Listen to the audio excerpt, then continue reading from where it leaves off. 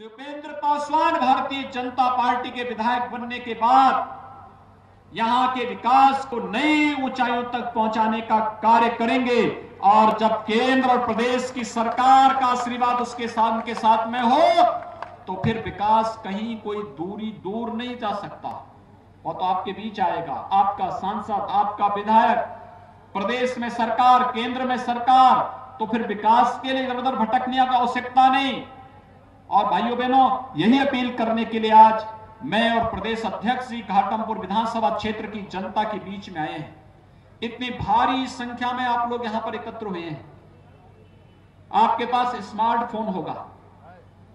हमें कोविड-19 के प्रोटोकॉल का ध्यान रखना है।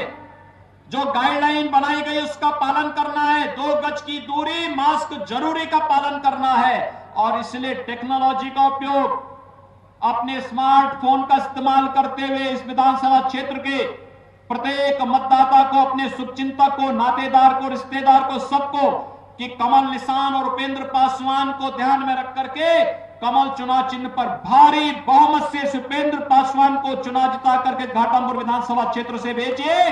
और भाइयों बहनों, विकास सरकार आपके साथ मिलकर के इस क्षेत्र का पूरी समृद्धि के साथ आगे बढ़ाने का कार्य करेगी। यही अपील करने के लिए आज मैं घाटमपुर विधानसभा क्षेत्र में आपके बीच में उपस्थित हुआ हूं। और मुझे विश्वास है श्री देवेंद्र भोले जी के नेतृत्व में इस लोकसभा क्षेत्र के लिए और श्री उपेंद्र पासवान के नेतृत्व में इस विधानसभा क्षेत्र के विकास के लिए आप सभी प्राणपण से जुट करके 3 नवंबर को होने वाले चुनाव में भारतीय जनता पार्टी को भारी बहुमत से विजयी बनाने का कार्य करेंगे। यह अपील करते हुए मैं वाणी को देता हूं विराम। जय जय श्री राम, जय जय श्री राम।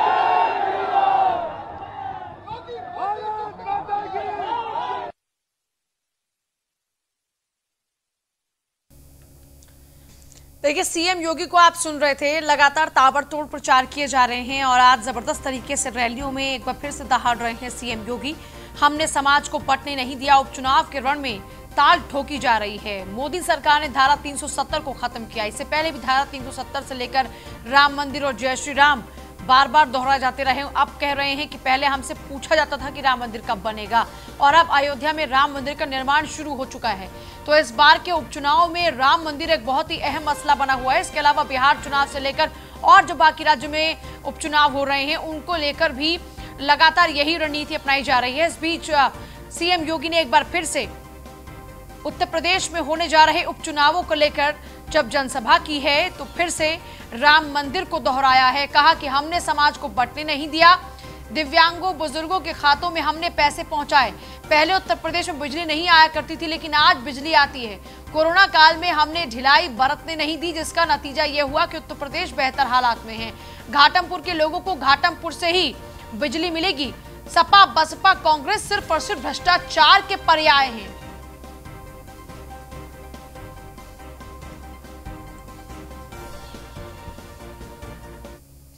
और प्रदेश सरकार पर अखिलेश यादव का हमला। यूपी की कानून व्यवस्था पूरी तरह ध्वस्त हो चुकी है। सरकार ने अपनी जिम्मेदारी नहीं निभाई।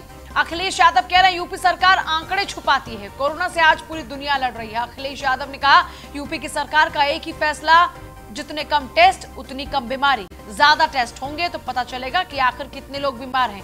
मंत्री, अफसर, पत्रकार समेत बड़ी संख्या में लोगों की जान चली गई। अब सरकार कह रही है हमें इस बीमारी के साथ रहना होगा। आज अस्पताल ठीक नहीं, किसानों से लूट हो रही है। हम सरकार से जानना चाहते हैं कि 4 लाख करोड़ का इन्वेस्टमेंट कहां है।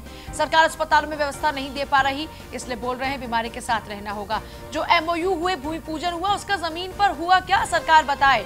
बीजेपी की सरकार झूठी सरकार है। सरकार पुश्तैनी मकानों पर भी बुलडोजर चलाती है। मेरे खुद के घर के लिए भी मुझे एफिडेविट देना पड़ा। कोई बताए क्या मुख्यमंत्री आवास का नक्शा पास है या नहीं। मुख्यमंत्री खुद बोलते हैं ठोक दो। अफसर ये समझ ही नहीं पा रहे किसको ठोक दें। जो सच लिखेगा सरकार जेल भेज देगी। सरकार हटाने के लिए अब जनता तैयार है। यूपी का 2022 का चुनाव देश की दिशा तय करेगा। हमारा लक्ष्य 2022 है, सभी 7 सीट इस बार सपा ही जीतेगी, अखिलेश यादव ने कहा। सरकारों को अपनी जिम्मेदारी निभानी चाहिए और जहां उत्तर प्रदेश का सवाल है उत्तर प्रदेश में सरकार की कानून व्यवस्था पूरी तरीके से ध्वस्त है। मुझे वो समय याद है कि जब सबसे बड़े कोर्ट ने ये कहा कि 1090 जैसी सुविधा हर प्रदेश में होनी चाहिए, या जिस तरह का रिस्पांस सिस्टम डायल 100 बना था आज 112 है। अगर इसी तरह का हर प्रदेश में और समाज को जागरूक किया जाए तो मैं समझता हूँ महिलाओं के प्रति, बेटियों के प्रति जो इस तरह की घटना हो रही हैं वो नहीं होंगी। और जब सरकार उत्तर प्रदेश की ऐसी है जो आंकड़े छिपाती हो, वो मानने को तैयार ही ना हो किसी चीज़ के लिए, तो उत्तर प्रदेश सरकार से क्या उम्मीद करोगे। और एक घटना नहीं, उत्तर प्रदेश में न जाने कितनी घटनाएं हमने और आपने देखी हैं जिसमें सरकार ने जो सरकार की जिम्मेदारी थी निभानी चाहिए थी वो निभाई नहीं है। सरकार जिन लोगों के पुश्तैनी घर मकान हैं उन पे भी बुलडोजर चला रही है, और हमसे ज़्यादा कौन अच्छा समझेगा सरकार को। हमारा अपना घर, मुझे अपने आप खुद एफिडेविट देना पड़ा कि हम घर नहीं बनवा सकते। तो सरकार जो कर रही है, सरकार को ये सोचना चाहिए कि पुश्तैनी घर मकानों पे अगर बुलडोजर चलेंगे तो देश में न जाने कितने ऐसे घर हैं जिनके नक्शे पास नहीं हैं। और सरकार अपना भी तो देखे कि अपना नक्शा पास कराया है सरकार ने कि नहीं कराया है। कोई मुझे ये बताए कि मुख्यमंत्री आवास का नक्शा पास है कि नहीं है। मैं हाई कोर्ट का स्वागत करता हूँ। कहीं ना कहीं उन्होंने पूरी जानकारी ली होगी, उनको जानकारी मिली होगी, और सरकार कैसी आप नहीं जानते। आप सच लिख दीजिए, अगर ना आप जेल चले जाएं तो बताइएगा। कितने पत्रकार जेल चले गए, एफआईआर लिख गई उनमें, एक पत्रकार अभी भी जेल में है। तो यस तो बोल रहे हो, सच तो बोल दो। अगर सच बोले और जेल ना चले गए तो बताइएगा। इसलिए जनता तैयार है उत्तर प्रदेश की इस सरकार को हटाने के लिए। जब कभी जनता को मौका मिलेगा तो आप देखिएगा कि किस तरीके से सरकार ने अपनी जिम्मेदारी नहीं निभाई। अखिलेश यादव ने अब हमला बोला है सरकार पर और कहा कि यूपी सरकार तो आंकड़े छुपाती है, ये टेस्टिंग कराते नहीं और आंकड़ों को कम बताते हैं, अस्पताल में इलाज दे पाते नहीं और कहते हैं कि बीमारी के साथ रहना होगा। यूपी की सरकार का एक ही निर्णय, जितने कम टेस्ट उतनी ही कम बीमारी, ज्यादा टेस्ट होंगे तो पता चलेगा कि आखिर कितने लोग बीमार हैं। मंत्री, अफसर, पत्रकार समेत बड़ी संख्या में लोगों की मौत हुई है। सिद्धार्थ नाथ सिंह खुद कैबिनेट मंत्री हमारे साथ में। सिद्धार्थ जी, स्वागत न्यूज 1 इंडिया पर आपका। फोन लाइन पे शायद अब नहीं है हमारे साथ। हम सरकार से जानना चाहते हैं कि 4 लाख करोड़ का इन्वेस्टमेंट कहां है।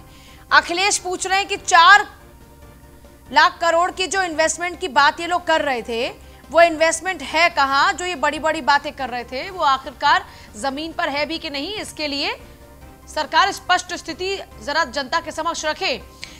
कह रहे हैं कि सरकार पुश्तैनी मकानों पर बुलडोजर चला रहे हैं, यहां तक कि मुझे भी अपने आवास का नक्शा दिखाना पड़ा, एफिडेविट देना पड़ा।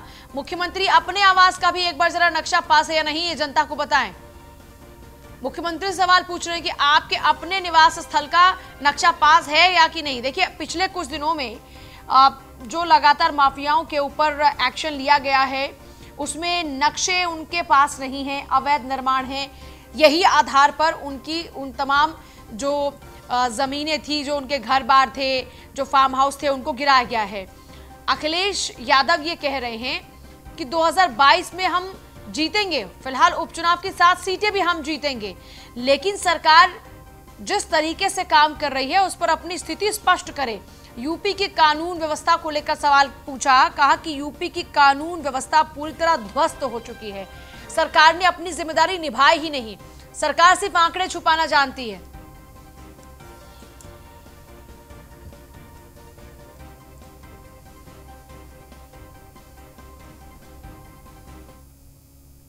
ऊंचाहार पहुंचे आम आदमी पार्टी राज्यसभा सांसद संजय सिंह। आप ऊंचाहार विधानसभा प्रभारी मनोज त्रिदेवा के परिजनों से उन्होंने मुलाकात की है। मनोज त्रिदेवा और विधानसभा अध्यक्ष दिनेश मौर्य की सड़क हादसे में मौत हुई थी। परिजनों से मिलकर सांसद संजय सिंह ने सांत्वनाएं दी हैं और परिजनों को 50-50 हजार रुपए की आर्थिक सहायता दी। मनोज त्रिदेवा और दिनेश मौर्य के बच्चों की पढ़ाई का खर्च उठाने की बात भी कही।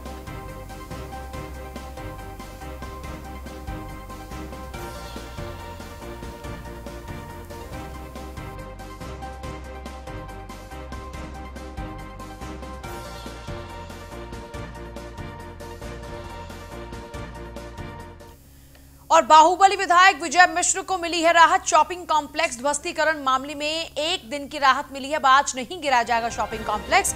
कमिश्नर कोर्ट से अपील पर आज आया फैसला न आने के कारण आज नहीं चलेगा सरकार का बुलडोजर।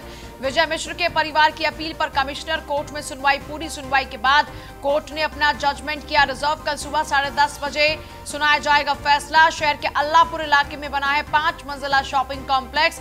400 स्क्वायर यार्ड में बने कॉम्प्लेक्स में बहुत ही कीमती ये पूरा शॉपिंग कॉम्प्लेक्स है कि विजय टावर के नाम से ये शॉपिंग कॉम्प्लेक्स है। विजय मिश्र की सास इंद्रकली के नाम पर ये कॉम्प्लेक्स है। विकास प्राधिकरण के ध्वस्तीकरण आदेश पर विजय मिश्र के परिवार ने अपील की थी और इस अपील पर फैसला कल। प्राधिकरण से नक्शा पास कराए बगैर ये कॉम्प्लेक्स तैयार किया गया था। 400 स्क्वायर यार्ड में बने कॉम्प्लेक्स में जो कीमत है वो बहुत ज्यादा है। विजय टावर के नाम से ये शॉपिंग कॉम्प्लेक्स तैयार किया गया। विजय मिश्र की सास इंद्रकली के नाम पर है ये कॉम्प्लेक्स। सुनवाई के बाद कोर्ट ने अपना जजमेंट फिलहाल रिजर्व किया है। तो आज सरकारी बुलडोजर नहीं चलेगा, लेकिन कल क्या होगा ये कोर्ट का जजमेंट तय करेगा। आलोक मालवीय संवाददाता प्रयागराज से हमारे साथ है। आलोक, माफियाओं पर तो गाज गिरी रही थी, अब फिलहाल कमिश्नर कोर्ट से अपील पर आज तो फैसला नहीं, लेकिन शॉपिंग कॉम्प्लेक्स को लेकर अब भी कल फैसले का इंतजार। आलोक, है माफियाओं पर जो कार्रवाई है उसी के सिलसिले में विजय मिश्रा पर भी कार्रवाई होनी थी, लेकिन इस दौरान उन्होंने कमिश्नरी कोर्ट में अपील दायर कर दी उसको आगे बढ़ाने के लिए, और उसमें से हाई कोर्ट में अपील करने की भी बात सामने आ रही है कि कमिश्नरी कोर्ट में डालकर समय लेकर वो इलाहाबाद हाई कोर्ट में भी अपील करेंगे, जिससे उनके शॉपिंग कॉम्प्लेक्स को गिराने के रोका जा सके। क्योंकि प्रयागराज विकास प्राधिकरण ने पूजा बताया है कि ये जो उन्होंने 5 मंजिला बिल्डिंग बनाई हुई है, इसमें किसी भी तरह का कोई नक्शा नहीं पास कराया है, ना ही कोई ग्राउंडिंग जमा कराई है, किसी भी तरह से उन्होंने कोई भी पैसा नहीं जमा कराया, ना ही कोई लीगल पेपर इनके पास मौजूद है। तो बिल्कुल इन्होंने असूब के दम पर इस पूरी 5 मंजिला जमीन को जमीन पर 5 मंजिल बना लिया है, जिस वजह से अब कार्रवाई सुनिश्चित है। इस वजह से इसकी टाइम लेकर वो हाईकोर्ट से स्टे लेने की प्रयास में है। जी पूजा, बहुत शुक्रिया आपका पूरी जानकारी के लिए। आलोक, कमिश्नर कोर्ट से अपील पर आज फैसला नहीं आया। 5 मंजिला ये शॉपिंग कॉम्प्लेक्स है जिस पर सरकारी बुलडोजर चलने को तैयार है। कल एक बार फिर से फैसले को लेकर इंतजार किया जा रहा है। विजय मिश्र के परिवार की अपील पर कमिश्नर कोर्ट में सुनवाई पूरी हो चुकी है। सुनवाई के बाद में कोर्ट ने अपना जजमेंट फिलहाल रिजर्व कर लिया है, लेकिन कोर्ट का जजमेंट कल आएगा। कल सुबह 10:30 बजे इस पूरे मामले को लेकर फैसला सुनाया जाएगा। शहर के अल्लाहपुर इलाके में ये 5 मंजिला शॉपिंग कॉम्प्लेक्स बना हुआ है। 400 स्क्वायर यार्ड में ये कॉम्प्लेक्स बना हुआ है, जो कि बहुत ही कीमती है। बेशकीमती शॉपिंग कॉम्प्लेक्स विजय टावर के नाम से है। आलू प्याज के दाम को नियंत्रित करने में जुटी है सरकार। निजी कोल्ड स्टोर मालिकों पर अब कड़ी कार्रवाई भी होगी और उनके साथ सख्ती भी पेश आई जाएगी। राज्य में 31 अक्टूबर तक भंडारण की छूट है। जिलाधिकारियों को जमाखोरों पर कड़ी कार्रवाई के निर्देश है। राज्य में 31 अक्टूबर तक ही भंडारण की छूट है। जिलाधिकारियों को जमाखोरों पर कड़ी कार्रवाई के निर्देश।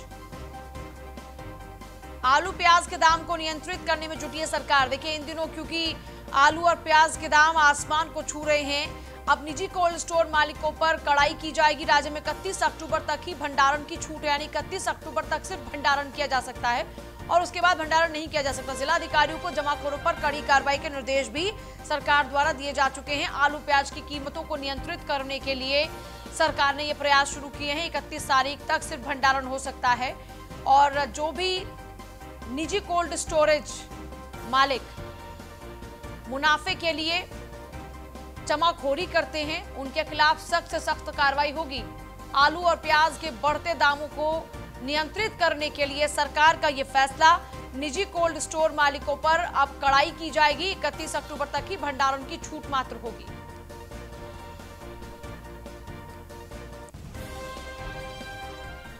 और रायबरेली में चल रहा शिक्षक भर्ती आंदोलन। शिक्षक भर्ती को लेकर जिला मुख्यालय को ज्ञापन सौंपा गया। शिक्षक नियुक्ति अभ्यर्थियों ने सौंपा ज्ञापन। जल्द ही नियुक्ति देने की मांग को लेकर नारे लगाए गए। जिला मुख्यालय पर सरकार के खिलाफ नारे लगाए गए।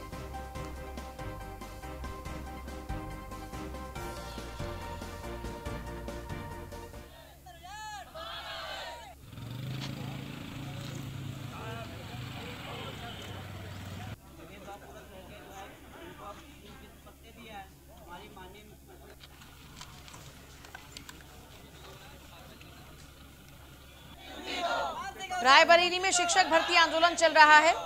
शिक्षक भर्ती को लेकर जिला मुख्यालय को ज्ञापन भी सौंपा गया है। ये लोग हाथों में बैनर लिए बैठे हुए हैं धरने पर। शिक्षक नियुक्ति अभ्यर्थियों ने ज्ञापन सौंपा है और जल्दी नियुक्ति की मांग ये लोग कर रहे हैं और इसी के मद्देनजर इन लोगों की नारेबाजी भी लगातार जारी है। जल्द नियुक्ति देने की मांग को लेकर नारेबाजी चल रही है। जिला मुख्यालय पर सरकार के खिलाफ नारे लग रहे हैं क्योंकि ये लोग चाहते हैं कि शिक्षकों की जल्द से जल्द नियुक्ति हो।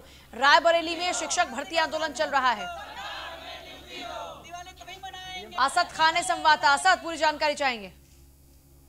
जी बिल्कुल, जिस तरह से शिक्षक भर्ती के लिए जो अपॉइंटमेंट वो किए गए थे, लेकिन उसके बाद भी आज शिक्षक अपनी भर्ती को लेकर की जिस तरह से उस पर दुर्व्यवहार किया जा रहा है, किसी तरह से पक्षपात किया जा रहा है, उसको नजरअंदाज करके हम लोगों को कहीं ना कहीं से शिक्षा मित्र नहीं, हम लोगों को भी उसी तरह से शिक्षक भर्ती के तहत हम लोगों को भी रखा जाए, ये पूरी मांग थी इन लोगों की। तो अभी क्योंकि ये लोग जिला मुख्यालय को घेर कर बैठे हुए हैं, जिला मुख्यालय की ओर से अब तक किसी भी अधिकारी ने इनसे बातचीत की कोशिश की, इनका ज्ञापन लिया?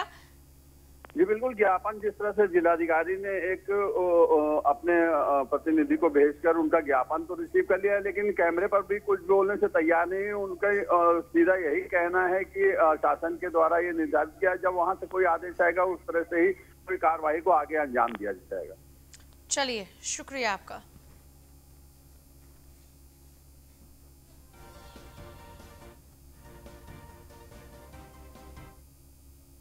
और चलिए आगे बढ़ेंगे। कलेक्ट्रेट परिसर में छात्रों ने प्रदर्शन किया। शिक्षकों की भर्ती रोकने से नाराज छात्रों ने प्रदर्शन किया है। एक तरफ शिक्षक धरने पर बैठे हैं, दूसरी तरफ छात्रों ने भी प्रदर्शन शुरू कर दिया है। 69,000 शिक्षक भर्ती में 37,000 शिक्षकों की भर्ती रोकी गई। सरकार भर्ती कराने में बरत रही है अनियमितता, ये आरोप लगा रहे हैं छात्र, और छात्रों ने शिक्षकों की भर्ती की मांग की है। भर्ती न होने पर आंदोलन की चेतावनी अब छात्र भी दे रहे हैं। की तमन्ना अब हमारे दिल में, देखना है जोर कितना सरफरोशी की भर्ती, भारत माता की जय हिंद, जय हिंद, जय हिंद। 69,000 शिक्षक भर्ती पूरी करो, पूरी करो।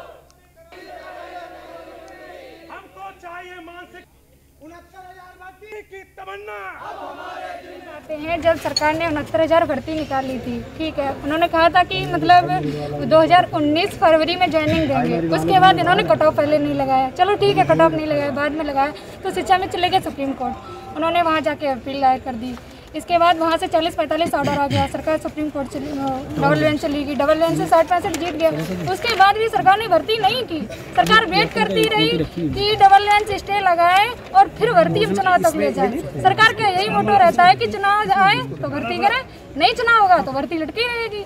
हाँ, तो हम सरकार से यही चाहते हैं कि ऑर्डर वहाँ से जल्दी मतलब प्रे करे सुप्रीम कोर्ट में और वहाँ से ऑर्डर रिलीज। मैं समय सिंह राणा और 69,000 शिक्षक भर्ती का मैं एक पात्र हूँ। हमारे साथ ये जो भाई आप देख रहे हैं, सैकड़ों भाई लोग खड़े हुए हैं। सर, ये 69,000 शिक्षक भर्ती के सभी हमारे उत्तीर्ण हुए छात्र हैं और 3 जून को काउंसलिंग सभी लोगों ने कराई थी। उसके बावजूद सर माननीय हाईकोर्ट का आदेश था 3 जून को आया कि तुरंत जो है काउंसलिंग रोक दी जाए। उसके बाद में माननीय सुप्रीम कोर्ट तक यह मामला गया। सुप्रीम कोर्ट ने क्या किया, 37,000 पदों को होल्ड करके और 31,000 पदों को कहा कि आप भर्ती कर सकते हैं, कोई दिक्कत नहीं है। 31,000 का पद भर गए, नियुक्ति मिल गई, हमें कोई एतराज नहीं।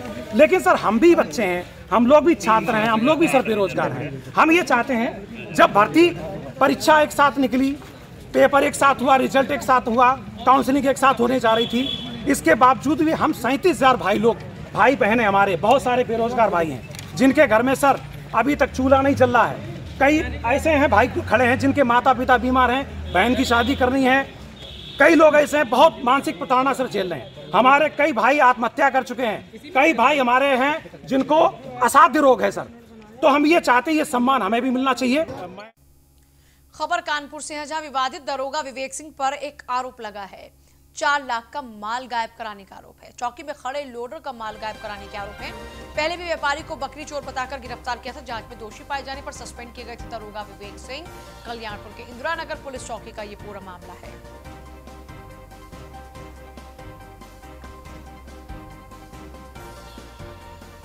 सर मेरा पैसा था जो कि SRCV कंपनी से लेना था, वो हमने अमेज़ॉन कंपनी से गाड़ी लोड करवा के यहाँ पे लाए। हमने सोचा पुलिस की सहायता से मेरा निर्णय हो जाएगा, जिससे मेरा 6,34,000 रुपये है वो मिल जाएगा।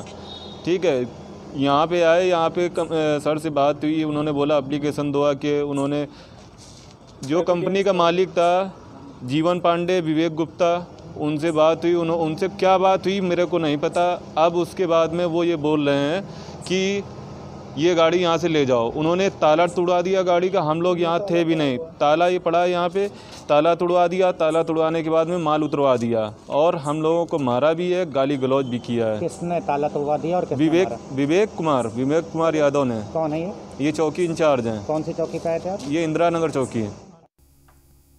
राम जी मेरे सहयोगी मेरे साथ हैं। राम जी, क्या अपडेट है फिलहाल इस पूरे मामले को लेकर? देखिए, मैं आपको बता दूं, कानपुर पुलिस लगातार विवादों में रहती है, लेकिन ऐसे में जो कानपुर के जो इंदिरा नगर चौकी इंचार्ज विवेक कुमार यादव, ये हमेशा से विवादों में रहे हैं। एक बार फिर मामले विवादों में आए हैं। एक लोडर चालक जो न्याय मांगने के लिए चौकी पहुंचा था, उससे पहले एप्लीकेशन लिखवाई जाती है और कार्रवाई का आश्वासन दिया था। उसके बाद उसको कुछ देर के बाहर बैठाया जाता है। बाद में थाने के सिपाहियों को जैसा आरोप है, बुला करके लोडर का ताला तोड़वा दिया गया। उसमें 4 लाख का माल जो अमेजॉन कंपनी से रखा गया था, उस कंपनी का माल पूरा गायब करा दिया गया। पूरे मामले में चौकी इंचार्ज से जो दूसरे पत्ते सुरेश गुप्ता और उनके पार्टनर, उनको फोन करके वहां बुलाया और पूरे माल को उनसे सुपुर्द कर दिया। लेकिन कहीं ना कहीं एक बात है, जो न्याय की आस लेकर चौकी पहुंचा था, उसको इस तरह की जो घटना हुई है, जो हादसा हुआ उसके साथ में, वो कहीं ना कहीं एक दयनीय है। इसके साथ ही है कि इस पूरे मामले में जो पुलिस अधीक्षक पश्चिम है, उनसे बात की है। उन्होंने बोला पूरे मामले जांच कराई जा रही है। और यदि इस तरह से चौकी इंचार्ज ने लोडर चालक से मारपीट करी है और माल पूरा गायब कराया है, तो उसके खिलाफ कार्रवाई की जाएगी। लेकिन कार्रवाई कब होगी, यह एक बड़ा सवाल है। लेकिन फिलहाल जांच के लिए जो संबंधित थाने के इंस्पेक्टर, उनको पूरे मामले की जांच कोर्ट SP वेस्ट ने 24 घंटे अंदर मांगी है। जी, बहुत ही शुक्रिया। खबर है जौनपुर से, जहां न्यूज़ 1 इंडिया की खबर का हुआ बड़ा असर। चौकी में युवक की पिटाई का मामला, चौकी इंचार्ज को पुलिस अधीक्षक ने लाइन हाजिर किया। मामले की पूरी जांच CO केराकत को सौंपी है। चौकी में युवक की पिटाई करते वीडियो हुआ था वायरल।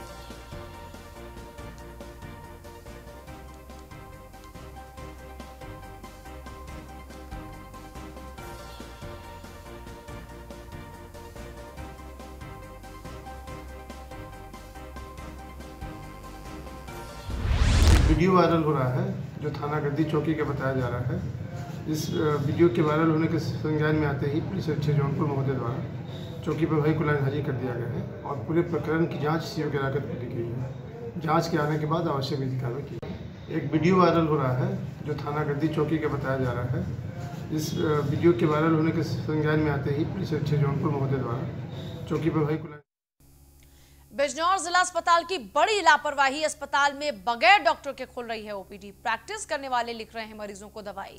सीनियर डॉक्टर की गैर मौजूदगी में अस्पताल चल रहा है। CMS ने बगैर परमिशन के OPD खोलना गलत बताया।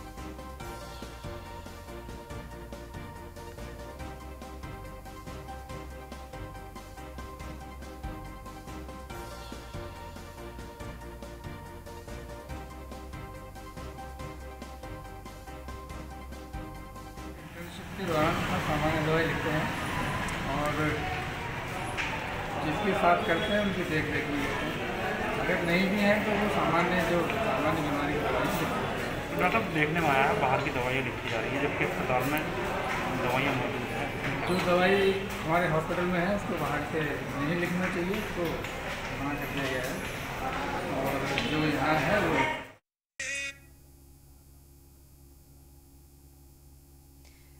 फैजल मेरे सहयोगी मेरे साथ हैं। फैजल, अस्पताल बगैर डॉक्टर के चल रहे हैं, प्रैक्टिस करने वाले दवाइयां लिख रहे हैं, सीएमओ साहब क्या कह रहे हैं? देखिए बिल्कुल, अगर बात करें सीएमएस की तो सीएमएस का साफ कहना है कि ये लोग प्रैक्टिस कर रहे हैं, ये बाहर की दवाई नहीं लिख सकते। इस बात के लिए मैंने इन्हें डांट दिया है, आगे से ये काम नहीं होगा। चलिए, शुक्रिया। और फिलहाल ले रहे हैं आपसे इजाजत, नमस्कार।